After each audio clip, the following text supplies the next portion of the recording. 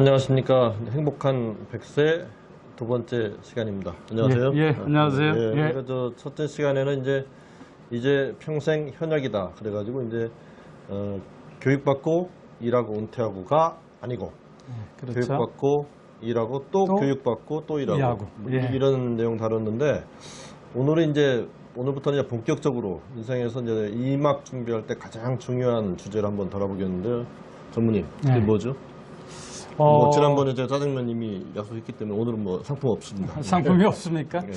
예, 아무래도 이제 오래 살다 보면은 이제 아픈 경우가 많이 생기기 때문에 결국은 나이 들어서 보험이 굉장히 필요하다 이렇게 생각을 합니다. 예, 뭐 원래 답은 재무관리고 재무관리 중에서 보험이 중요하다 이런 말씀 드리려고 했는데 보험으로 훅 들어오셔서 자, 그럼 지금부터 보험으로 오늘 주제는 보험입니다. 근데 여러분들 이제 알 듯 말 듯한데 보험이 왜 중요한지 그래도 이게 또 우리 전무님이 직장 어디서 하셨죠? 예, 제가 S화재에서 한 27년간을 다녔습니다. S화재가 한 군데밖에 없습니다. 그래서 보험 전문가시기 때문에 보험이 왜 이렇게 중요하죠? 예, 제가 그럼 한번 여쭤보겠습니다. 혹시 9988-234가 무슨 뜻인지 아십니까?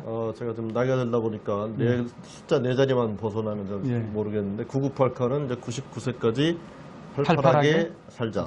근데 234는 잘 모르겠습니다. 그거를 맞추시면은 제가 지난번에 짜장면을 사셨기 때문에 제가 짬뽕을 살라고 그랬는데 좀 안타깝습니다. 그 234는 99세까지 팔팔하게 살고 2, 3일만 딱 아프고 죽자. 즉 모든 사람이 장수하고 싶고 또 아프지 않게 살고 싶다는 뜻입니다. 그런데 현실적으로 보면은 2, 3년을 병원에 있다가 사망하는 경우도 많고요. 또 진짜 안 좋은 경우는 2, 30년을 병원을 들락거리면서 사는 경우도 있습니다. 그래서 결국은 나이가 먹으면은 면역력이 떨어지고 그러다 보면은 이곳저곳 아픈 곳이 많아지기 때문에 결국은 보험이 꼭 필요한 그런 경우라 할 수 있겠습니다. 근데 이제 보험이 이제 말씀 들으니까 보험 참 중요하다 이런 느낌이 드는데 이제 우리가 보험 고를 때 복잡하잖아요. 그래서 그렇죠. 다른 상품보다 상당히 복잡하단 말이죠. 그래서 가장 먼저 생각해야 될 게 뭘까요? 뭐 여러 가지가 있겠지만은 항상 뭐든지 할 때는 그걸 하는 목적이 무엇인가를 분명히 해야 한다는 겁니다. 보험도 마찬가지입니다. 보험을 가입하는 목적이 무엇이느냐. 저희가 여행을 하더라도 여행은 목적지를 정해놔야 헤매지 않고 바로 갈 수 있지 않습니까? 마찬가지로 보험도 마찬가지입니다. 나이가 들면 이제 자녀들이 대부분 성장을 해서 스스로 자기가 책임을 질 수가 있습니다. 결국 이제 나이 들면은 내 몸은 내가 챙겨야 한다는 거거든요. 그런 면에서 저는 이제 또 나이가 들면은 뭐 다른 거는 다 줄일 수가 있습니다. 뭐 먹는 것도 줄일 수 있고 입는 거 또 여행 가는 거 줄일 수 있지만은 결국은 아픈 데가 많아지기 때문에 병원 갈 일이 많아집니다. 따라서 의료비는 항상 더 늘어나게 돼 있거든요.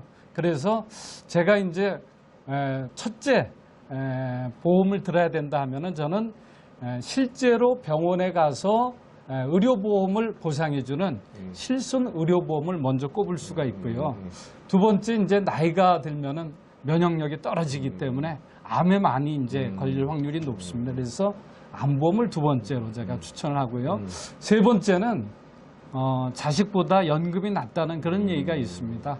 즉 노후 생활비 측면에서 연금보험이 꼭 필요하다 이렇게 말씀드릴 수가 있습니다. 이제 크게 세 가지 실손 의료비 보상해 주는 거죠. 그렇죠. 암보험, 그다음에 연금 있는데 이제 그 세 가지만 보더라도 사실 저 같은 경우도 저도 잠시 보험회사에 근무했습니다만은 이렇게 온라인 들어가서 보면 상품이 너무 많아서 사실 많이 헷갈리거든요. 맞습니다. 그러는 원칙이 있어야 될 것 같아요. 그 원칙에 대해서 좀 소개해 주시죠.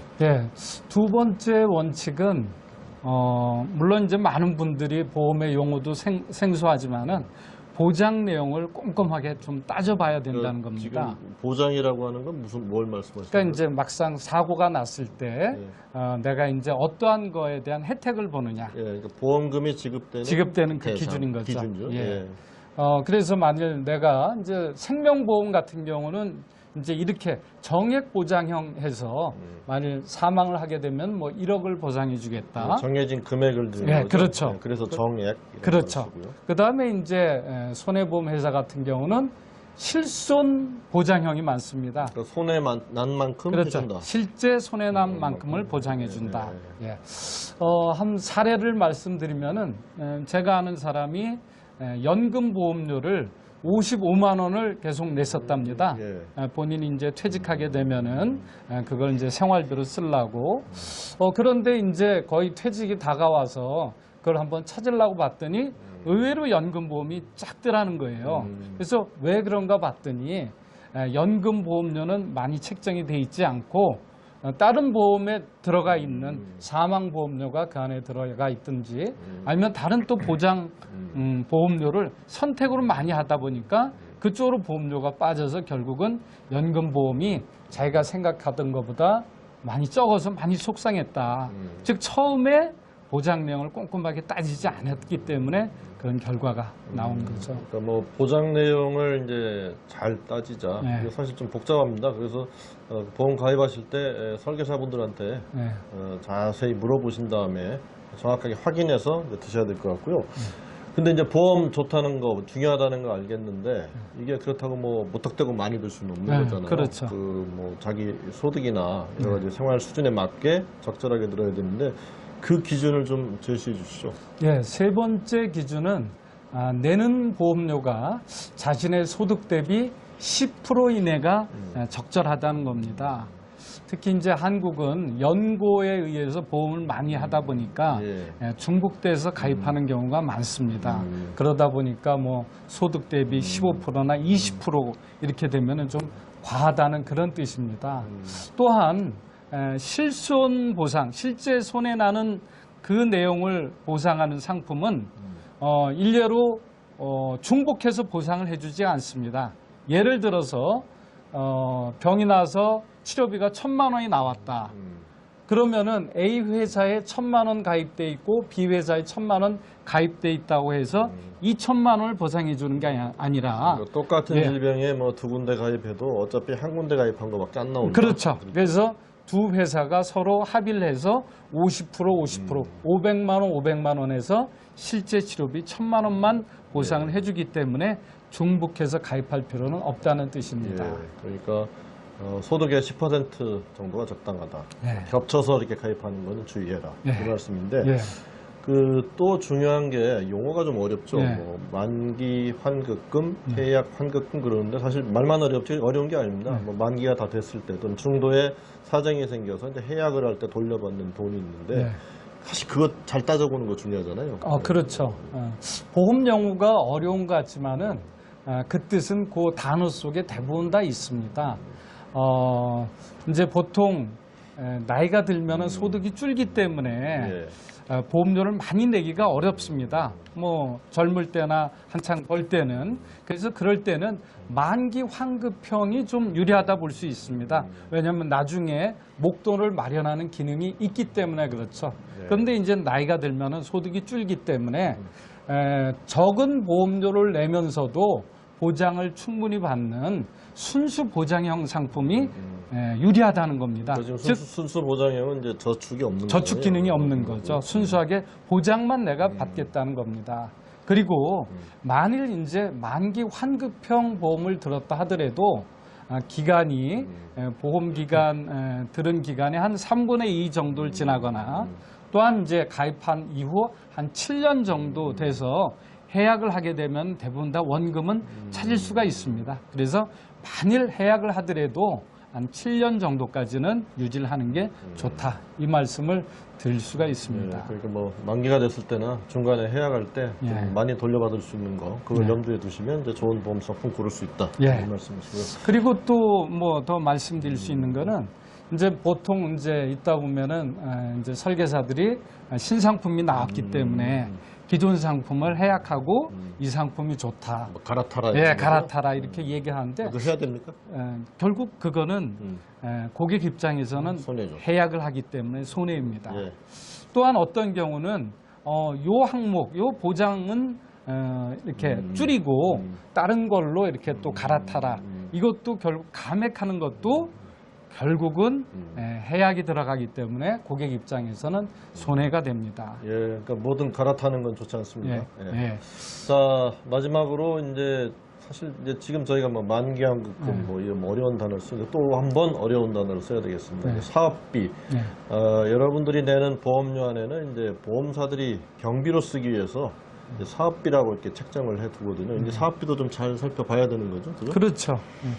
뭐 보험료는 이제 세 가지로 이렇게 이루어져 있습니다. 뭐 조금 어려울 수가 있는데요. 내가 보상받는 걸 대비해서 들어가 있는 보험료가 이제 보장보험료고 또 만기금을 돌려주기 위해서 이제 들어가는 보험료가 이제 저축보험료. 저축. 예.